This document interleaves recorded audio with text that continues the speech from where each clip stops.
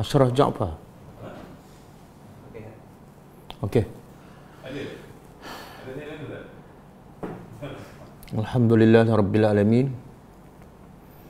Alhamdulillah rabbil alamin wassalatu wassalamu ala asyrafil anbiya'il mursalin wa ala alihi washabbihi ajma'in. Allahumma 'allimna ma yanfa'una wanfa'na bima 'allamtana wa zidna ilma.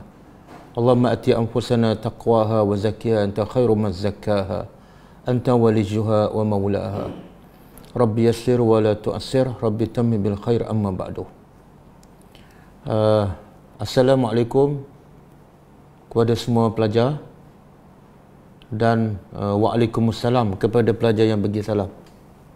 Berjumpa lagi kita pada pagi ini untuk kita mentadabbur, siri mentadabbur ayat-ayat Allah Subhanahu Wa Taala. Dan pagi ini giliran Siraka untuk menaja kelas tadabbur, dan kita sambung tadabbur surah Al-Alaq. Surah Al-Alaq, di awal surah ini adalah ayat-ayat yang pertama yang awal turun kepada Nabi kita sallallahu alaihi wasallam, iaitu daripada ayat 1 hingga ayat yang ke-5. Dan kita sampai ayat yang ke-8. Kita sampai ayat yang ke-8. Jadi sebelum kita sambung ayat seterusnya, sebelum kita sambung kepada ayat seterusnya, cuba kita ulang balik ataupun tengok apa intipati daripada ayat-ayat yang lepas. Pertama Allah nak bagi tahu betapa pentingnya ilmu. Asas kepada segala kebaikan, asas kepada segala kebahagiaan ialah ilmu. Sebab tu ayat pertama turun ialah tentang ilmu. Dan cara untuk mendapat ilmu ialah sama ada iqra' dengan membaca ataupun bil qalam dengan menulis.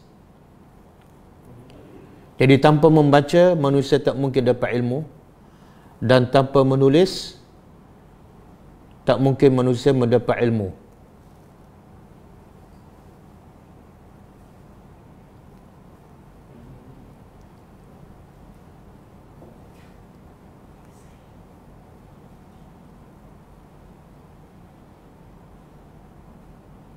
Dan semua manusia akan jahil kalau tanpa membaca ataupun tanpa al-qalam.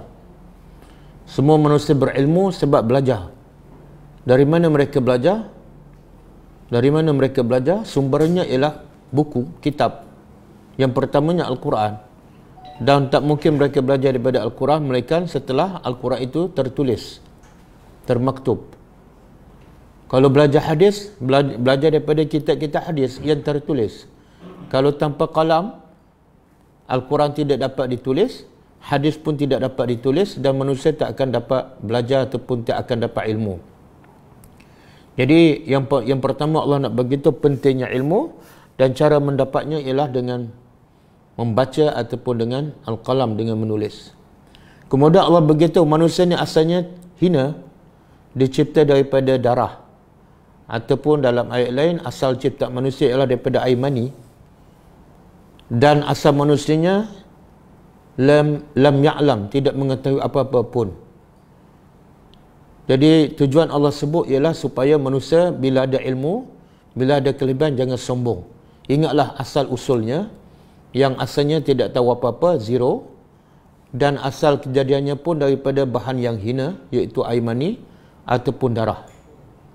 Jadi tidak ada sebab untuk kita sombong, apatah lagi kepada Allah yang mencipta kita. Bila kita dicipta, kita adalah makhluk yang lemah. Dan bila Allah yang mencipta, Allah adalah Tuhan yang paling hebat, sebab dia boleh mencipta. Kemudian Allah beritahu, walaupun manusia ni asalnya hina, asalnya tidak tahu apa-apa, tapi akhirnya bila memiliki apa-apa, bila memiliki ilmu, bila memiliki pangkat, manusia mula melampau. Dan manusia mula, puncanya ialah manusia istaghna, merasa dirinya serba cukup. Bila ada ilmu, dia rasa dia hebat. Ada harta, ada pangkat, dia rasa hebat. Akhirnya dia tak berhajat kepada Tuhan. Dia tak berhajat pada amal soleh. Dia tak berhajat kepada pahala dan rahmat Allah Subhanahu Wa Taala. Ini ciri-ciri manusia yang sombong. Sebab tu Allah Begitu dalam ayat yang banyak, orang beriman, sifat orang beriman tak mungkin ada rasa istighna, rasa serba cukup, rasa diri dia tak perlu pada Allah, tak perlu pada bantuan Allah. Itu bukan sifat orang beriman. Bahkan orang beriman sentiasa berhajat kepada pertolongan Allah, bukan sekali satu hari, bukan sekali seminggu, bukan 2 jam dalam satu hari, tapi manusia yang beriman sentiasa berhajat pada pertolongan Allah setiap saat. Sebagaimana Nabi ajar kita satu doa ataupun satu zikir yang dituntut supaya kita membaca setiap pagi dan petang, yang menunjukkan orang beriman sentiasa berhajat kepada Allah walaupun sekelip mata. Apa doa tu?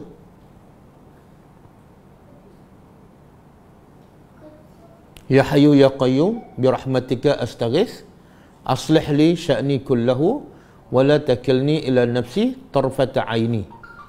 Wahai Tuhan yang Maha Hidup, yang Maha berdiri dengan sendiri dan tidak perlu kepada sesiapa, dengan rahmat Engkau astaghits, aku mohon pertolongan.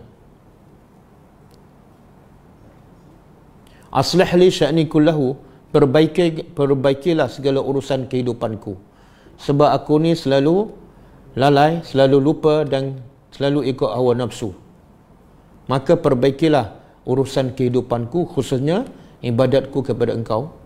Kemudian kita minta juga kepada Allah setiap pagi dan petang, wala takilni, jangan Engkau serahkan diri aku kepada nafsuku, tarfat aini, walaupun sekelip mata. Walaupun sekelip mata. Tengok, itu ciri-ciri perbezaan orang beriman dengan orang yang sombong, orang yang tak beriman. Orang yang tak beriman, bila ada pangkat, bila ada harta, dia tak perlu pada Allah. Bila tu? Sepanjang hidupnya. Hatta zurtumul maqabir, sehinggalah dia masuk lubang kubur.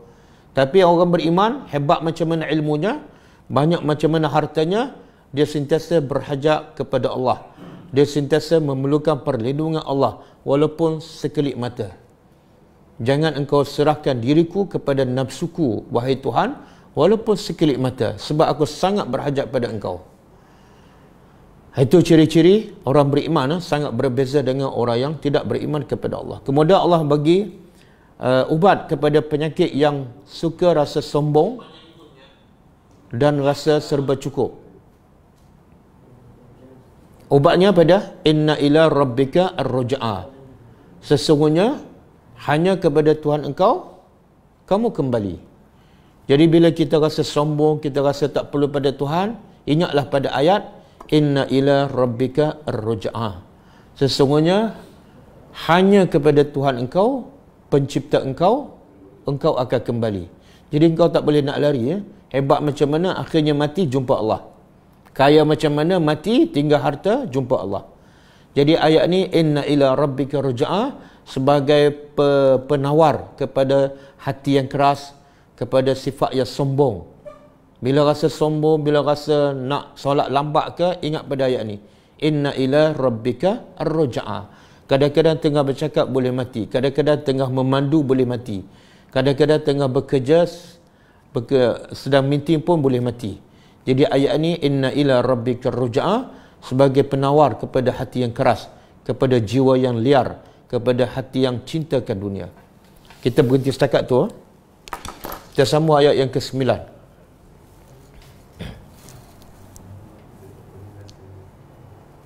Okey, saya tulis ayat ni. Ini ayat yang lepas ni. Inna ila rabbika ruj'a. Ayat ni penting. Kau boleh hafal. Bila sombong je ingat ayat ni. Inna ila rabbika ruj'a. Akhirnya kepada Tuhan kita kembali. Kemudian Allah melahirkan rasa pelik bin ajaib tentang sifat manusia. Apa sifat yang pelik ni? Ara'aita. Ara'aita maksud dia akhbirni wahai Muhammad.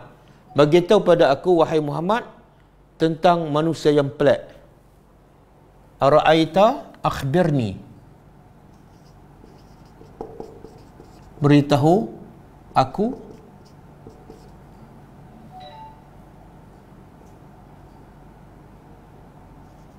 apa yang engkau lihat. Nabi lihat depan mata dia, berlaku depan mata Nabi. Apa yang Nabi lihat ni? Allazi yanha, orang yang yanha, yang selalu menghalang.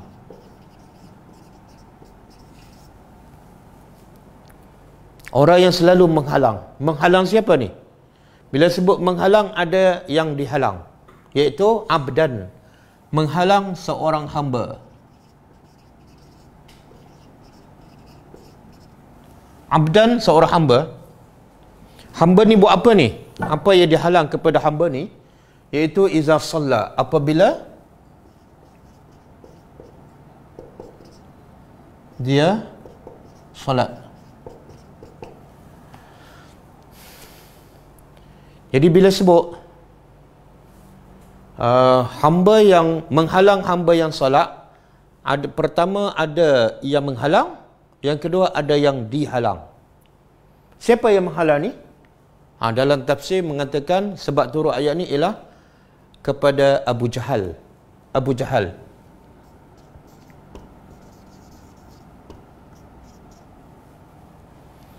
Abu Jahal ni bukan Abu Lahab. Yang pakcik Nabi tu nama dia Abu Lahab. Abu Jahal ni pembesar Mekah. Antara pemimpin Mekah yang dihormati oleh orang Mekah. Bila ada masalah, mereka rujuk kepada Abu Jahal. Sebenarnya orang panggil dia Abu Al-Hakam. Ini gelaran asal dia. Abu Al-Hakam. Al-Hakam apa makna? Hukum ataupun pemutus. Jadi orang Mekah ni bila ada masalah ke, berbeza pendapat ke, bergaduh ke, dia cari Abu Al-Hakam. Sebab kenapa digelarkan Abu Al-Hakam? Sebab bila dia putuskan, bila dia cakap, orang dengar. Rujukan orang Quraisy Mekah. Maka digelar Abu Al-Hakam. Tapi dalam riwayat mengatakan Nabi tukar nama dia, gelaran itu, kepada Abu Jahlun. Kalau hakam bijak, hakim yang memutuskan segala masalah. Kalau jahal, berlawanan. Jahal, jahil. Orang ni jahil agama, jahil ilmu dan tak boleh dijadikan rujukan. Kenapa orang Mekah anggap Abu Jahal ni alim, berilmu sebagai tempat rujukan, tapi Nabi kata dia adalah jahil, tak boleh jadi rujukan. Maksudnya ialah semua orang yang berilmu, semua pembesar-pembesar, kalau tidak beriman kepada Allah, dia tetap adalah jahil. Dia tetap adalah jahil. Saya pernah sebut kata Al-Fudayl bin Iyad. Al-Fudayl bin Iyad, kata Al-Fudayl bin Iyad, la yazalu alimun jahilan hatta ya'malu bima alima. Orang yang berilmu tu sentiasa dalam kejahilan sehingga dia beramal dengan apa yang dia tahu. Jadi selagi dia tak beramal, dia tetap jahil walaupun ada ilmu, walaupun dah belajar. Jadi Nabi gelarkan dia sebagai Abu Jahal sebab dia sebenarnya banyak ilmu, tapi ilmu yang berlawanan dengan ilmu daripada Al-Quran. Bila dia tak amal dengan apa yang dia tahu, ilmu yang benar, maka sebenarnya dipanggil jahil. Dan sebab itulah masyarakat Mekah dipanggil masyarakat jahiliah. Bukan makna dia tidak ada ilmu, tapi masyarakat jahiliah ialah masyarakat yang tidak beriman kepada Allah, yang tidak mentaati Allah. Ada di kalangan mereka pembesar-pembesar, peniaga, tokoh korporat yang berniaga ke Syam, ke Yaman. Banyak ilmu mereka. Tapi bila mereka tak beriman, maka mereka digelar jahil ataupun masyarakat jahiliah. Okey? Dan Syekh Muhammad Qutb ada karang satu buku, nama dia, tajuk buku Al-Jahiliyah Al-Qarnil Ishrin. Masyarakat jahiliyah kurun ke-20. Jadi kalau dalam Quran Allah kata wala tabarrujal jahiliyah wala tabarrajna tabarrujal jahiliyatil ula. Allah perintah pada wanita jangan berhias. Jangan menghiaskan diri sebagaimana perhiasan orang jahilah yang pertama. Orang jahilah di Mekah, dia suka berhias. Antaranya dia pakai tudung, dia letak je, tak tutup semua. Berjalan pula cara berjalan menarik perhatian lelaki. Maka Allah larang, jangan wanita-wanita berhias bagaimana mereka. Allah gelar mereka jahilah al-ula, jahilah yang pertama. Maknanya kalau orang Mekah zaman Nabi dipanggil jahilah yang pertama, dah akan ada jahilah yang kedua, yang ketiga, yang keempat, sampailah kurun ke zaman kita. Jadi semua yang tidak beramal dengan agama dipanggil jahil, walaupun dia ada PhD dalam bidang agama. Okey? Jadi yang melahat allazi yanha, yang menghalang ialah Abu Jahal. Yang dihalang hamba ni siapa? Nabi. Yang ni Abu Jahal.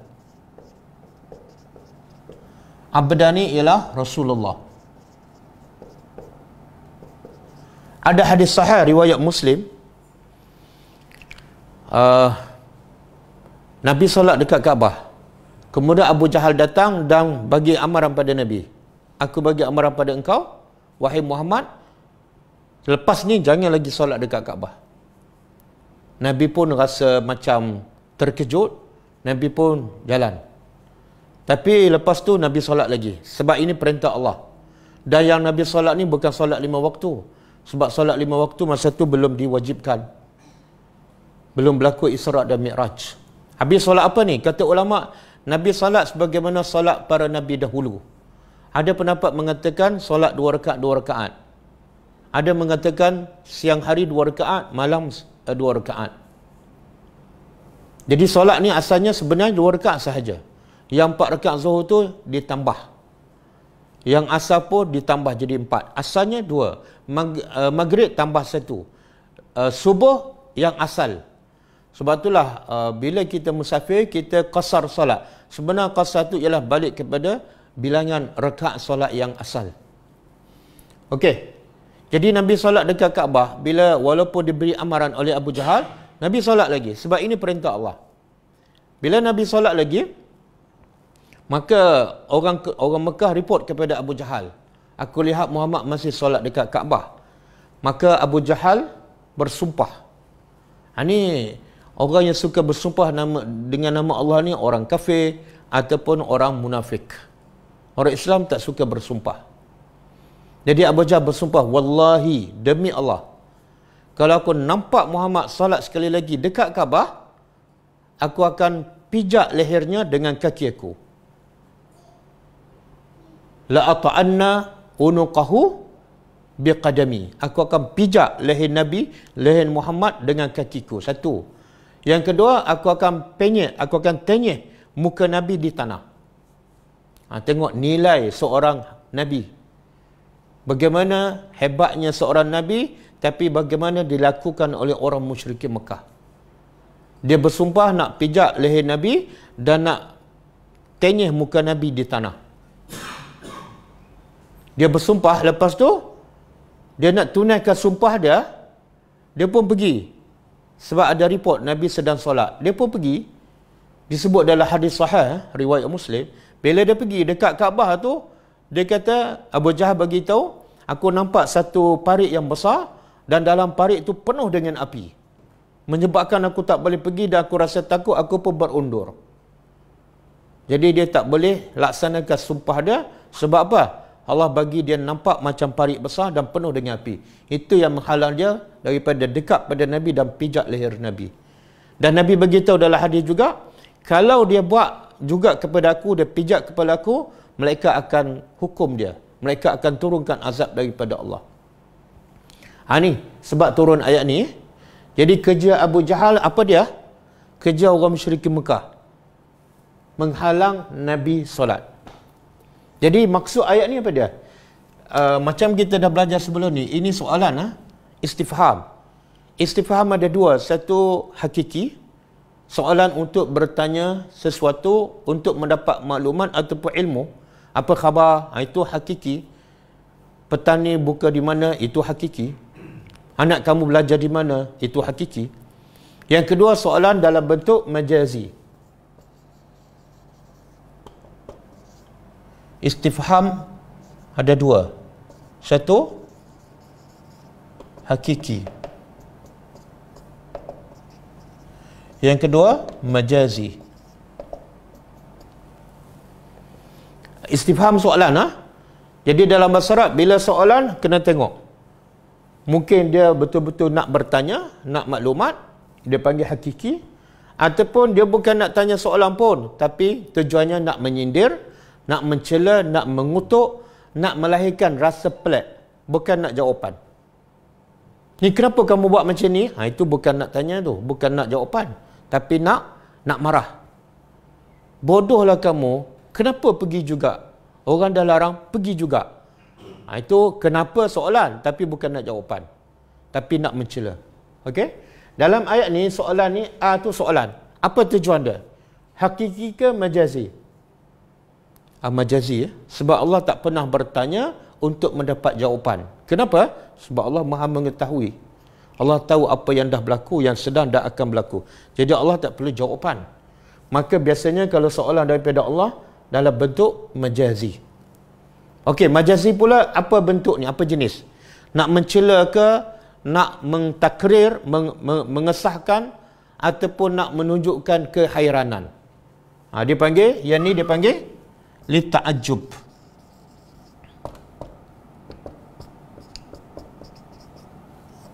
Li ta'ajjub untuk melahirkan rasa pelik. Apa yang peliknya? Okey, apa yang pelik? Apa yang pelik? Fatani clear. Daripada Fatani. Waalaikumsalam, Kak Umi. Okey, boleh jawab soalan. Apa yang pelik dalam ayat ni? Allah nak bagi tahu pelik. Apa yang pelik? Itulah tadabbur. Biar betul-betul kita rasa, oh memang betul pelik lah. Baru betul-betul kita tadabbur. Apa yang pelik?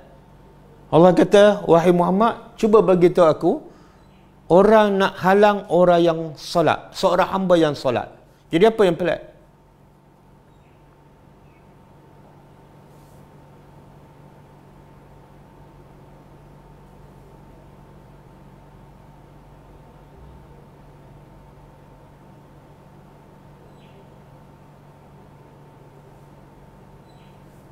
Okey, apa jawapannya? Halang orang solat dan takwa kepada Allah. Jadi apa yang pelik? Halang orang solat, terjemahan ayat ni. Tapi yang peliknya apa? Bukit Jutong clear. Memanglah dekat sangat.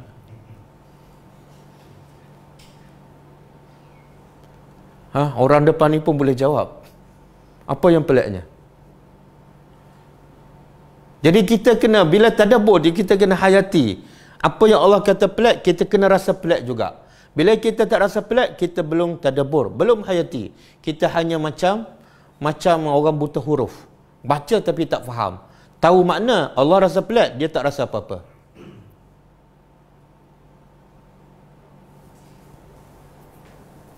Okey? Apa rasa pelik? Soalan apa Ustaz? 3 kali ulang dah.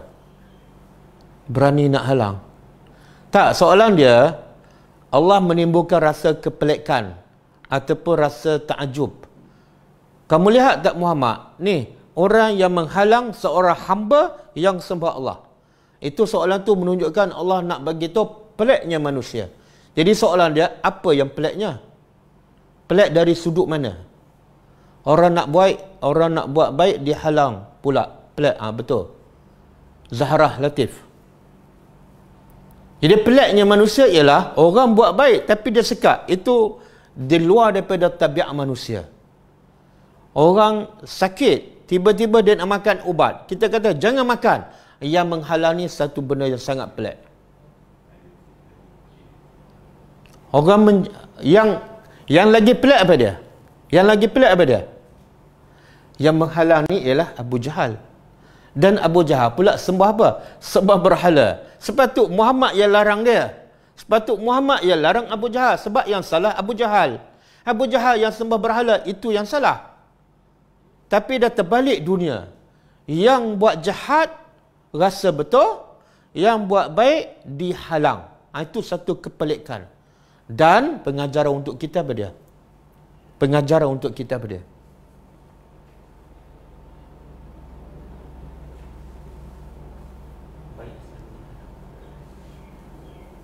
Pengajaran untuk kita ialah sebenarnya Allah nak bagi kita benda ni akan berlaku sampai bila-bila, iaitu bila kita buat baik orang tak suka dan sampai tahap dia akan halang. Dan kadang-kadang yang menghalang tu bukan Abu Jahal, bukan Abu Jahal, namanya Islam, namanya dipanggil umat Nabi Muhammad, tapi kerjanya dia ambil kerja Abu Jahal. Sebab tu ulama kata berapa ramai orang Islam ambil kerja Abu Jahal. Apa dia?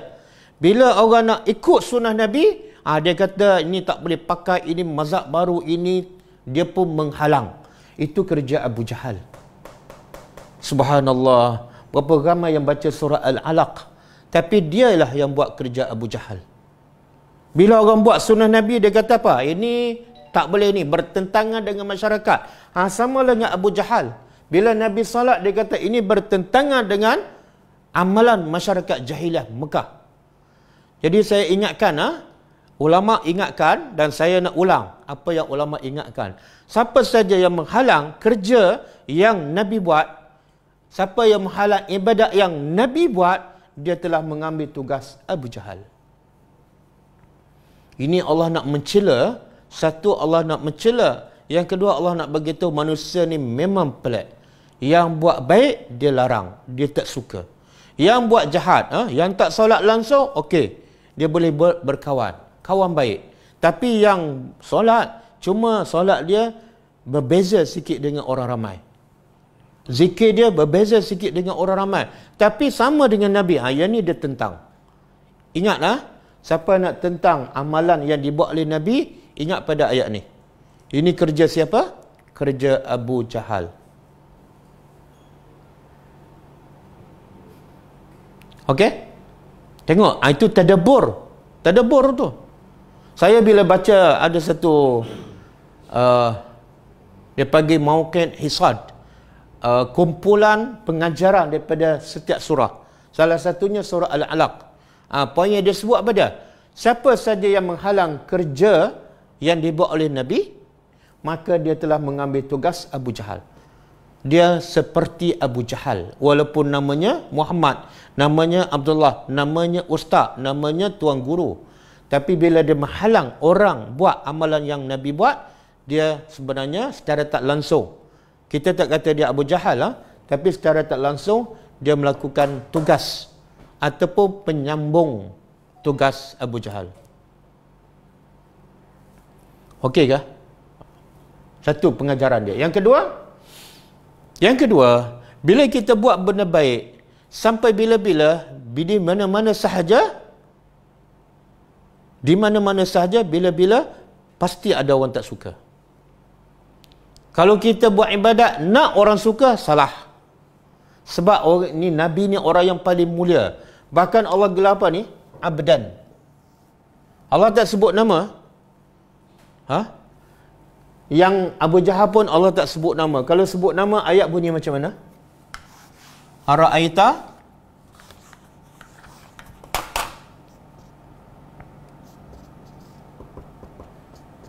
Aba Jahal allazi yanha Muhammadan idza shalla. Tengok.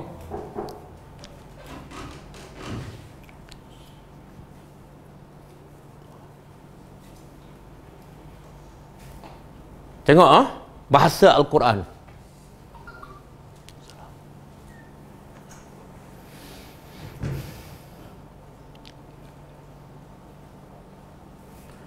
Bahasa Al-Quran, Allah tak sebut nama. Allah tak kata, Ara'aita Abu Jahal. Kamu lihat tak Abu Jahal yang menghalang Muhammad apabila dia salat? Kenapa Allah tak sebut nama? Tengok. Sebab itulah Al-Quran ni adalah Quran kitab yang terakhir untuk Nabi yang terakhir, maka ia sesuai untuk sepanjang zaman. Dia sesuai untuk bila-bila masa dan semua jenis manusia.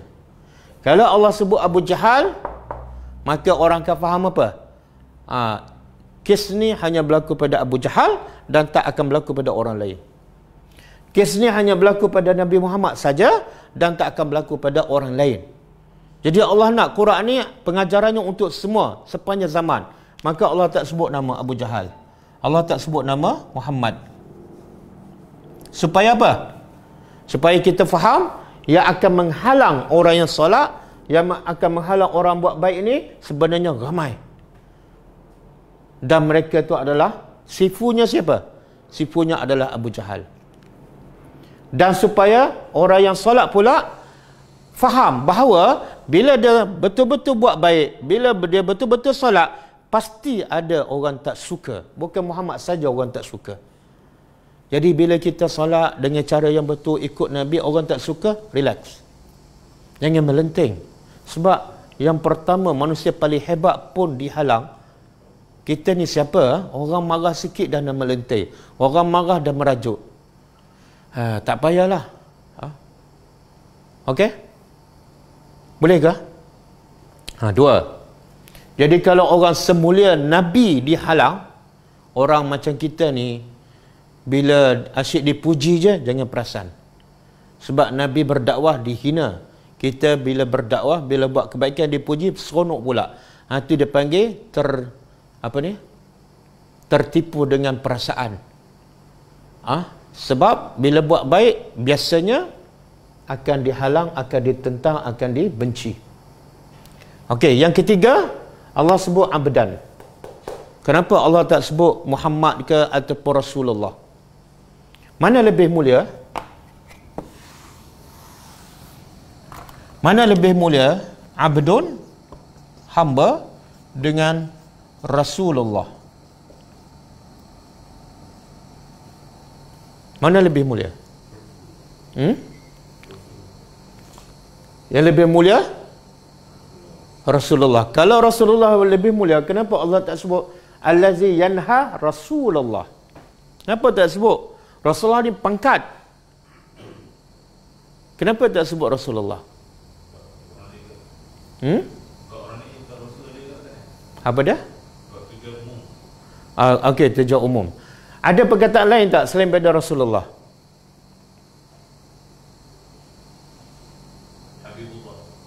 Habibullah.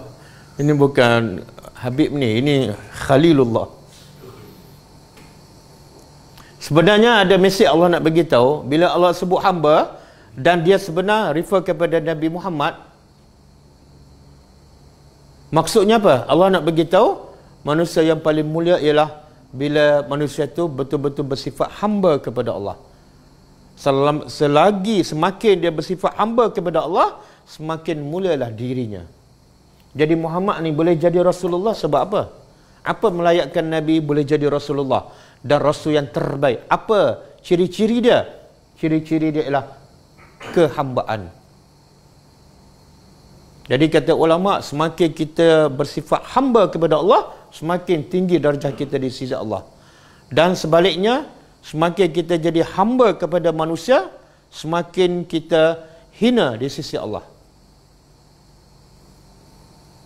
Okey? Boleh?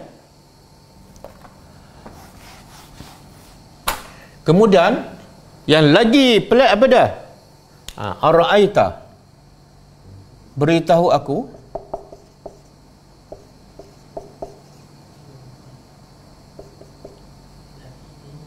apa yang engkau lihat. In kana,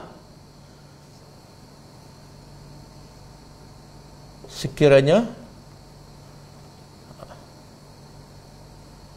sesungguhnya, kana adalah dia, ala huda, atas petunjuk. Jadi Allah nak bagi tahu lagi pelik apa dia? Dia solat, kemudian dia juga mendapat hidayat daripada Allah. Jadi bila dapat hidayat kepada Allah dan buktinya dia solat, lagi-lagi tak patut kacau. Orang nak sembah pencipta dia, orang nak sembah Tuhan yang bagi makan pada dia, kenapa kamu nak kacau? Sepatut orang yang kacau kamu sebab kamu tak sembah pencipta.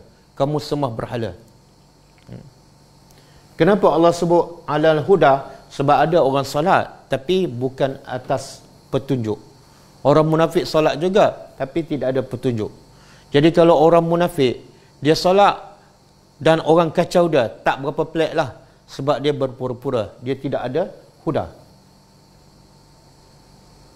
Okey? Dan di sini juga menunjukkan apa? Salat mesti ada asas. Apa dia? Petunjuk daripada Allah. Tak boleh solat sebarangan. Ada orang solat ikut orang je, tak boleh. Nabi kata, sallu kama ra'aytumuni usalli. Hendaklah kamu semua solat sebagaimana kamu lihat solat aku. Jadi solat kita semua mesti berpandu kepada solat Nabi. Itu dia panggil huda. Fattabi'uni. Okey. Kemudian au dalam tafsir mengatakan bukan atau. Au ni ada makna atau, ada makna waw, iaitu dan. Jadi terjemah yang tepat dan amara. Dia amara menyuruh bittaqwa, dengan takwa.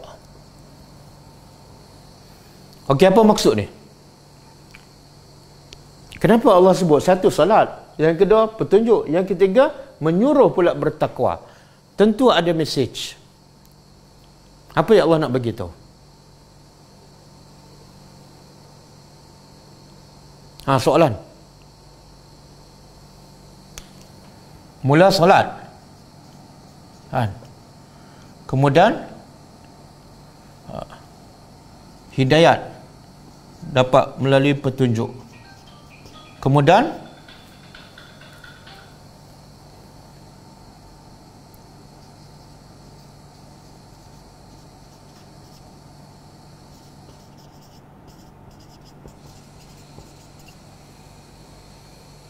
cuba terdebur. Kenapa Allah sebut tiga ni? Satu, solat. Yang kedua, solatnya berdasarkan petunjuk. Kemudian tak cukup dengan solat ada petunjuk, satu lagi, amara bittaqwa. Orang yang solat yang berdasarkan petunjuk lagi, dia juga menyuruh orang lain bertakwa. Apa tadaburnya apa?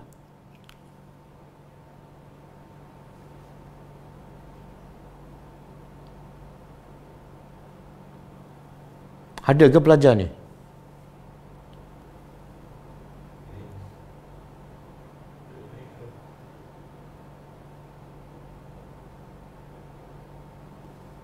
Nak jawab? Ashraf.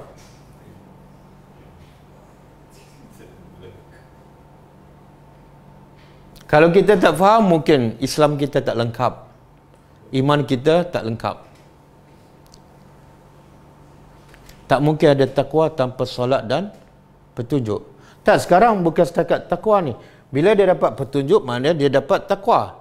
Tapi sekarang, ayat seterusnya, bukan dapat takwa.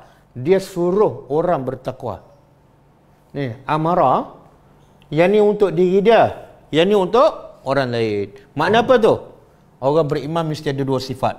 Mukmin mesti ada dua sifat. Satu, salih. Yang kedua, muslih. Mukmin dia kena ada sifat soleh kepada diri dia. Apa dia? Solat dan petunjuk. Solat berdasarkan petunjuk. Itu untuk diri dia. Dia solat, dia sedekah, dia pergi umrah, pergi haji. Tapi tak cukup dengan itu, dia ada kena ada satu lagi, iaitu dia muslih. Dia membawa kebaikan kepada orang. Dia suruh orang bertakwa. Ini sifat orang mukmin. Kita boleh rujuk kepada surah At-Taubah. Surah At-Taubah ayat 71. Cuba buka surah At-Taubah ayat 71.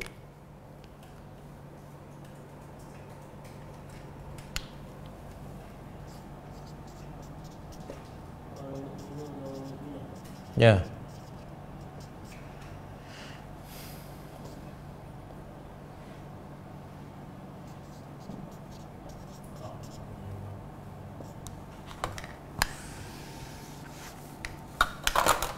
Okey.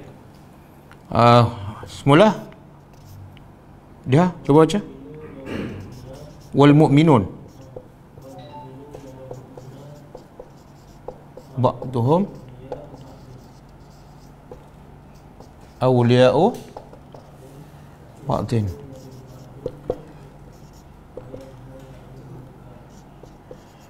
Ya'muruna bil ma'ruf wa yanhauna 'anil munkar wa yuqimuna.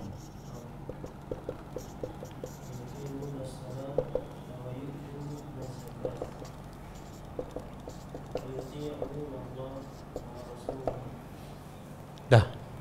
Sampai situ. Ulaika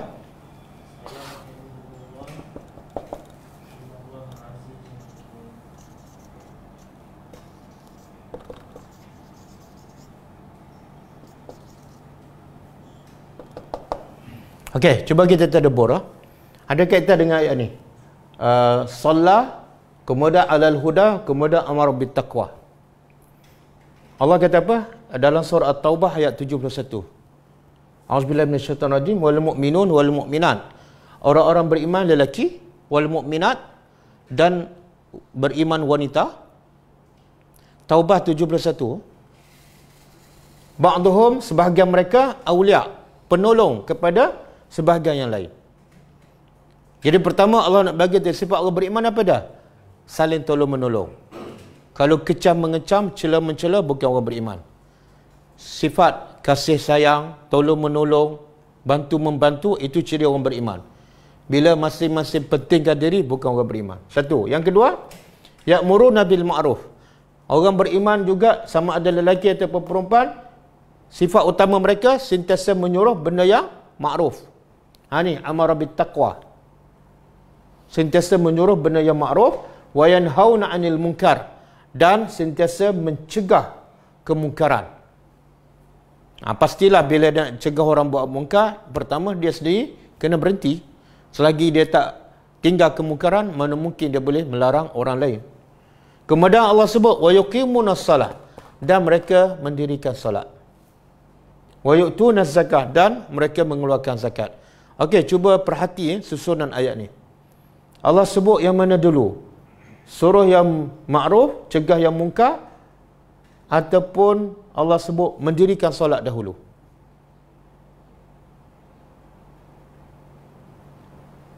Yang mana dulu?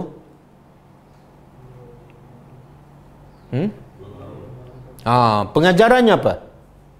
Saya nak tanya, pergi berdakwah dengan solat mana lebih penting? Berdakwah dengan solat mana lebih penting?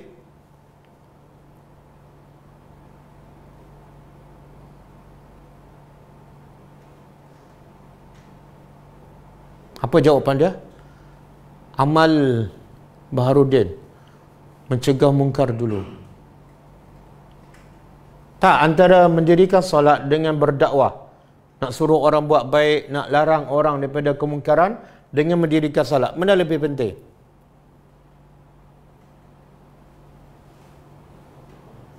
Dia lambat sampai. Solat dulu baru berdakwah. Solat dulu baru berdakwah. Tapi nampak macam ayat ni tak sama dengan jawapan. Allah sebut apa dulu ni? Kalau ikut susunan ayat, Allah sebut dakwah dulu baru solat.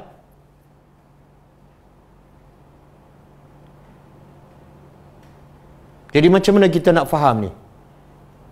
Kalau solat yang penting, kalau solat tiang agama, kenapa Allah tak sebut solat dahulu? Yelah, jawapan solat dulu, tapi dalam ayat ni solat disebut kemudian. Itu yang saya tanya tu. Kenapa disebut kemungkaran, berdakwah lebih awal daripada mendirikan solat?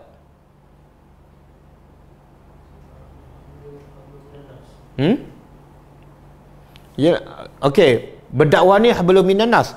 Kenapa kena disebut dahulu hablum minan nas daripada hablum minallah?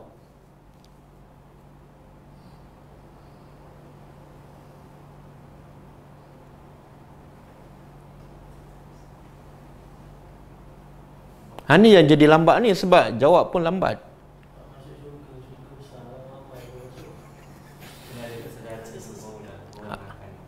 Kena ada kesedaran. Tapi yang orang yang berdakwah tu, dia nak solat dulu ke nak pergi berdakwah dulu? Orang yang berdakwah tentu dia akan solat, dia dengan solat. Okey. Tapi kenapa Allah sebut solat tu kemudian? Itu tadabbur. Tadabbur ni ialah sampai tak boleh jawab soalan. Mengajak kepada kebaikan tu mengajak solat sekali, Ustaz. Mengajak kepada kebaikan tu mengajak berdakwah tu untuk mengajak pergi solat lah. Tapi sekarang nak solat dulu ke nak berdakwah dulu? Solat dah maklum wajib untuk diri sendiri, tapi dakwah penting untuk masyarakat. Iyalah, betul lah kenyataan tu, tapi bukan jawapan pada soalan. Dakwah tu kalau tak ajar asal turun. Kalau dah masuk waktu, pergi dakwah dulu ke solat dulu? Tu tengok tadabbur. Dia sama dengan ayat ni. Ar-Rahman Allamal Al-Quran. Kemudian Khalaqal Insan Allamahul Bayan. Jadi Allah kata, Allah tu sifat utama dia penyayang, pemurah. Apa sifat utama Allah yang dikatakan penyayang? Allah bagi minum, Allah cipta langit, Allah cipta bagi pada kita suami, isteri, anak. Bukan. Nikmat yang paling besar, tanda Allah sangat sayang pada manusia adalah Allah mengajar Al-Quran. Kemudian Allah kata apa? Khalaqal insan. Dia telah mencipta manusia. Jadi kalau ikut ayat ni, ikut tertib ke ataupun terbalik? Yang mana lebih dahulu? Belajar Al-Quran ke ciptaan manusia? Yang mana lebih dahulu? Sepatut khalaqal insan dulu. Allah mencipta manusia, barulah boleh ajar Quran. Kalau manusia tak ada, macam mana nak mengajar Al-Quran? Tapi kenapa Allah sebut allama Al-Quran dahulu? Bukan ikut tertib, tapi Allah nak bagi tahu matlamat aku cipta manusia ialah supaya belajar Al-Quran. Jadi Allah sebut matlamat dulu. Bukan mana matlamat tu ikut tertib yang pertama, tak. Allah nak bagi tahu sebelum aku cipta kamu kena faham matlamat utama kamu dicipta satu je, supaya belajar dan ikut Al-Quran. Maknanya kalau kamu hidup 50 tahun tak faham Quran, kamu dah terpesong daripada tujuan kamu dicipta. Aku cipta anjing, aku cipta binatang bukan untuk belajar Quran. Tiba-tiba kamu pun sama tak faham Al-Quran, makna kamu lebih kurang. Jadi Allah sebut matlamat dulu supaya apa? Supaya bila kita pergi mana-mana, duduk di mana-mana, ingat tujuan aku kena faham dan ikut Al-Quran.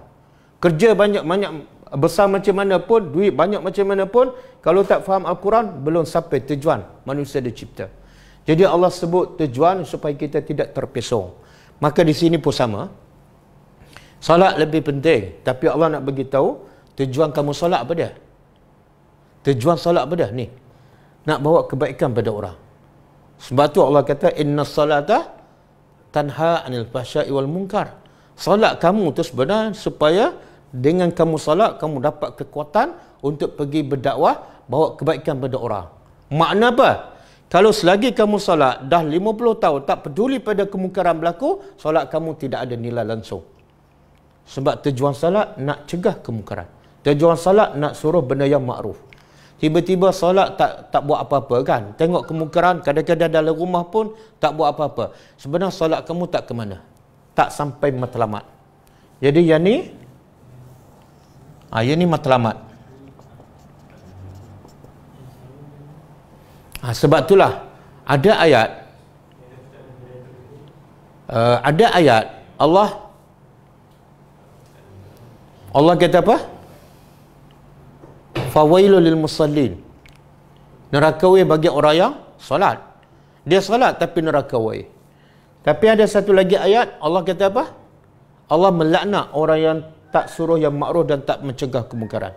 Cuba buka surah Al-Maidah ayat 78. Surah Al-Maidah ayat 78.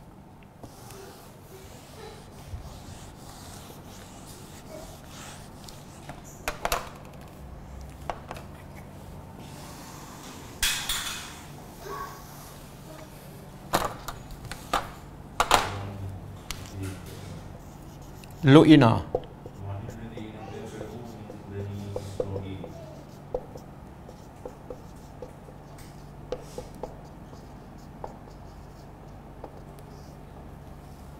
ala lisani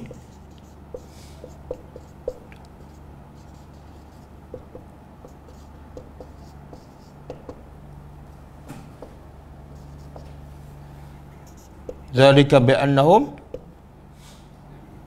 apa dia? Lu'inal ladzina kafaru min bani Israil ala lisani Dawud wa Isa bin Maryam zalika bi'annahum zalika bima asaw wa kanu ya'tadun.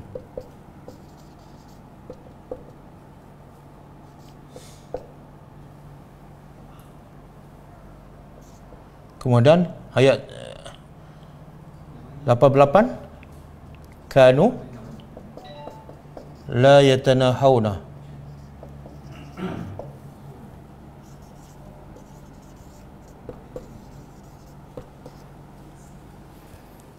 Cuba tadabbur. Allah kata apa? Lu'ina, dilaknat.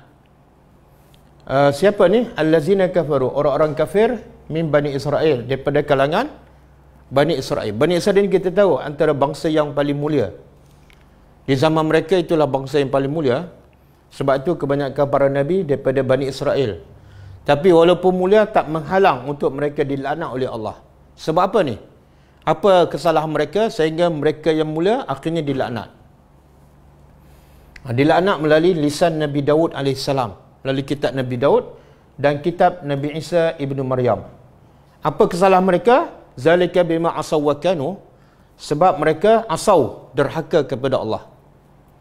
Allah sebut umum, wa kanu ya'tadu, dan mereka tu melampau. Apa dosa mereka? Apa kelampauan mereka? Iaitu kanu adalah mereka la yatanahawna, mereka tidak mencegah kemungkaran yang sesama mereka lakukan. Jadi dosa tak mencegah kemungkaran sampai dilaknat oleh Allah. Sebab tu Allah sebut menyuruh yang makruf dan mencegah kemungkaran di awal daripada solat. Supaya kita faham, kalau solat tapi tak buat kerja dakwah, tak suruh orang buat benda yang makruf, maka solat kita macam tidak ada nilai. Solat kita tak sampai pada tujuan yang sebenar. Semoga Allah beri kekuatan pada kita dan kefahaman untuk kita selepas solat mengikut petunjuk Nabi, kita buat satu lagi, amara bittaqwa. Okey? Kemudian lagi menakjubkan apa dia? Banyak-banyak benda yang menakjubkan. Pertama, dia halang orang sembah Allah, satu benda yang terbaik. Manusia sembah pencipta, tapi dihalang. Satu pelik. Yang kedua, yang sembah pencipta pula mengikut petunjuk Allah. Lagi pelik. Yang ketiga, yang solat mengikut petunjuk Allah pula mengajak orang buat kebaikan. Dan lagi-lagi pelik ialah ar-ra'aita. Kamu lihat tak? Kamu lihatkah? In kazzaba, bahawa kazzaba, dia mendustakan. Watawalla,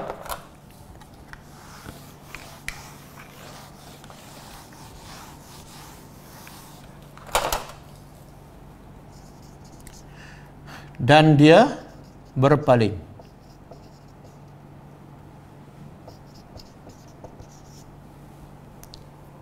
Okey. Yang menambahkan kepelikan yang Allah nak sebut dalam ayat ni apa dia?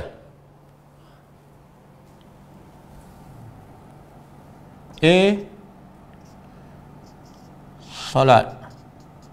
2, dapat petunjuk. 3, suruh kebaikan.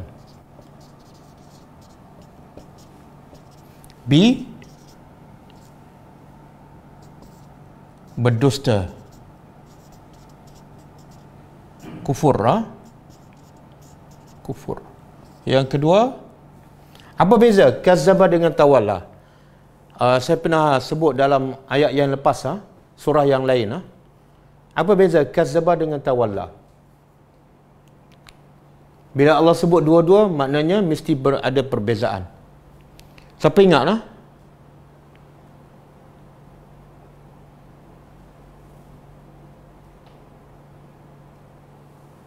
Siapa ingat? Saya ingat minggu lepas Perbezaannya ialah kazzaba tu mendustakan berita ataupun perkhabaran. Semua yang Allah sebut dalam Quran, neraka ke, azab kubur ke, buah-buahan dalam syurga ke, semua dia kata tipu, semua dusta. Bila sebut cerita, dia kata dusta. Tapi tawalla, bila diperintah, dia ingkar. Jadi bezanya ialah satu, mendustakan cerita, yang kedua, mengingkari perintah.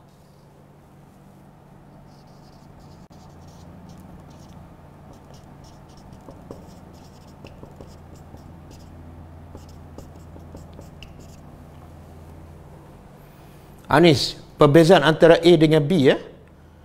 Sepatutnya kalau ikut kebiasaannya, orang yang solat, orang yang dapat petunjuk, orang yang suruh kebaikan, orang itulah yang mencegah orang yang berdusta, orang yang kufur, orang yang ingkar. Sepatutnya.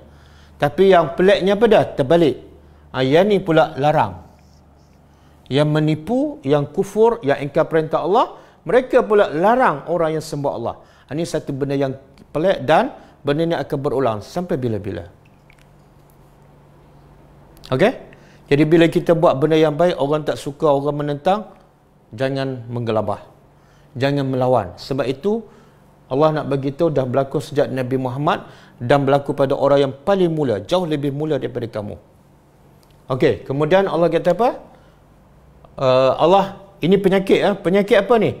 Penyakit bila dia rasa dia hebat, bila dia rasa dimuliakan oleh manusia, maka dia rasa semua yang berlawanan dengan dia tak betul. Walaupun sebenarnya betul. Maka dia menghalang. Maka penyakit itu apa ubatnya? Penyakit rasa dia hebat, dia rasa dia lebih, dia rasa dia betul. Walaupun dia salah. Apa ubatnya? Ubatnya ialah alam ya'lam. Tidakkah dia dia ni Abu Jahal dan mereka yang seumpama dengan Abu Jahal. Tidakkah dia mengetahui bi anna Allah, sesungguhnya Allah yara. Yara ni fa'il mudhari', maksudnya sentiasa melihat. Itu kata ulama, ayat ni alam ya'lam bi anna Allah yara, dah sebelum ni inna ila rabbika ruj'a, kadang-kadang satu ayat aja. Tapi kalau kita hayati, dia lebih baik daripada 1000 ceramah. Dia lebih baik daripada 1000 tazkirah. Walaupun dia satu ayat aja. Kenapa? Sebab kalau kita betul-betul hayati ayat ni, kita akan jadi orang yang paling bertakwa kepada Allah. Sebab apa? Ayat ni mengatakan, menyedarkan kita. Bila nak buat dosa je, ingat pada ayat ni. Kamu ingat Allah tak nampak ke apa yang kamu buat? Bila nak mengumpat je, kita ingat ayat ni. Kamu ingat Allah tak dengar ke apa yang kamu sedang umpat? Dan Allah bila melihat, bila tahu bukan yang zahir saja, sampai dalam hati kita pun, kadang-kadang mulut kita berzikir kan? Kadang-kadang mulut kita berzikir, tapi fikiran kita melayang. Masa tu kita ingat ayat ni, ya Allah, Allah sedang memerhati fikiran aku melayang. Mulut berzikir. Kadang-kadang kita baca Quran kan, baca dengan makhrajnya, tapi fikiran melayang, tak faham satu pun. Kita ingat ayat ni, ya Allah, teruknya aku. Mulut puji Allah, tapi fikiran fikir entah apa dia tak tahu. Kadang-kadang kita solat akan berdiri, fikiran kita melayang je, lepas angkat takbir, tengok-tengok imam bagi salam. Ingat ayat ni, ya Allah, Allah tahu apa yang aku sedang fikir masa solat. Jadi kata ulama, kadang-kadang satu ayat Al-Quran lebih baik nilainya daripada 1000 ceramah. Berapa ramai yang dengar 1000 ceramah, tapi tak rasa pun Allah sedang memerhatinya. Jadi ayat ni, kalau kita hayati, jadi perawat kepada penyakit. Penyakit apa ni? Penyakit kita rasa kita okey, kita rasa kita dah baik, kita rasa kita dah semua yang kita buat betul, dan rasa macam kita ni ahli syurga. Ingat ayat ni. Kadang-kadang duduk dalam kereta kan, kita pasang lagu. Semua tak ada, kita pun pasang lagu kan. Ingat ayat ni. Allah sedang melihat, ustaz memang tak ada. Kadang-kadang belakang ustaz kita merokok. Ingat ayat ni. Kenapa aku takut pada ustaz? Kenapa aku takut pada manusia? Allah bila tahu, CCTV Allah lagi hebat. Dia tahu yang lepas, yang sedang, yang besok aku nak buat pun Allah tahu. Yang minggu depan aku nak buat, ya Allah. Menjadikan kita orang yang paling bertakwa. Dan inilah didikan Nabi kepada para sahabat. Sehingga orang biasa-biasa pun jadi orang yang paling hebat. Bukan pembesar, bukan anak keturunan yang baik, tapi orang, contohnya anak penjual susu je. Anak orang miskin penjual susu. Bila mak dia suruh campur susu dengan air, Nabi ajar, yakinlah Allah sedang melihat. Apa dia jawab pada mak dia?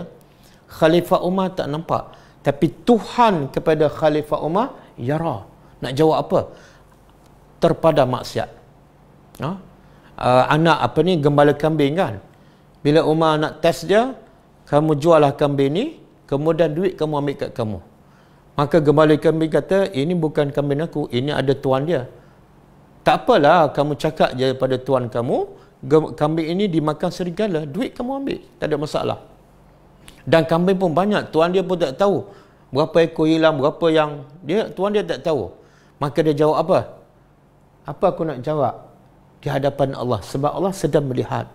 Tuan aku tak tahu, tapi Tuhan kepada Tuan aku tahu. Ayat ni menjadikan, satu ayat je menjadikan manusia paling hebat. Kadang-kadang dia hafaz satu Quran kan, 30 juzuk. Dia khatam berkali-kali, tapi dia tak rasa pun. Bila dia nak buat maksiat, dia tak rasa Allah sedang memerhatinya. Bila dia nak membeli, dia tak rasa. Dengan dia membeli yang tidak perlu, Allah akan soal. Dengan dia membeli yang membazir, Allah akan soal. Walaupun dia baru je khatam Al-Quran. Ini, baru je dengan tadabbur kan. Baru je dengan tadabbur. Tapi kalau kita tak yakin ayat ni, lepas ni kita akan tidur, lepas ni kita akan buang masa, lepas ni kita akan buat benda yang Allah tak reda. Okey? Jadi, ingat dua ayat ni. Hafal lah. Kalau tak nak hafal surah Al-Alaq pun, hafallah dua ayat ni. Inna ila rabbika ruj'a. Satu lagi, alam ya'lam bi anna Allah yara. Tambah satu lagi, Iqra. Iqra satu. Jadi 3 ayat.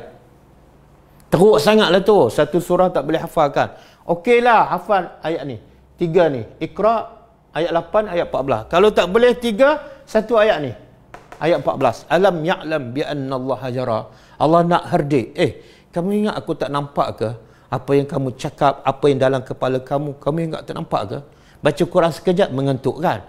Lepas letak Quran, segar balik. Kamu ingat aku tak nampak ke? Okey. Kemudian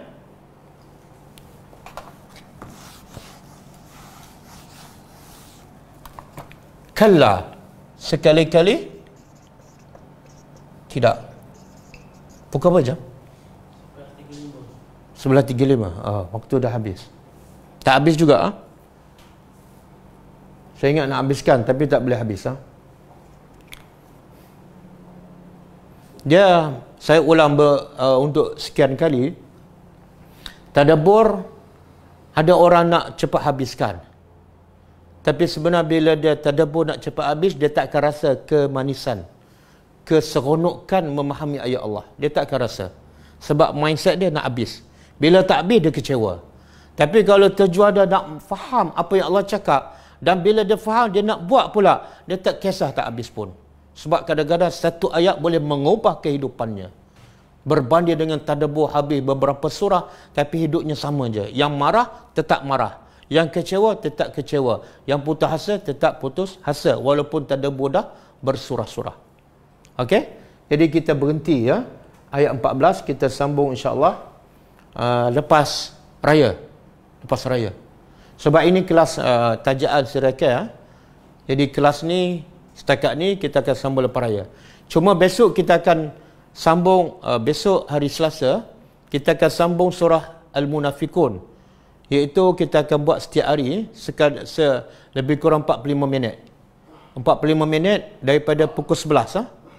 Pukul 11 sampai 11.45, kemudian mungkin ada soalan, 10 minit, 15 minit, pukul 12 kita berhenti. Setiap hari sampai hari Jumaat. Raya hari Sabtu kan?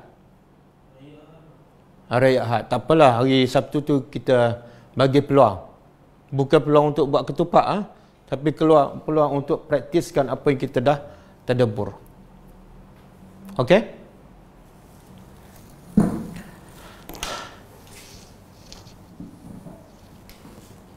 Ada soalan? Allah yubarik fikum.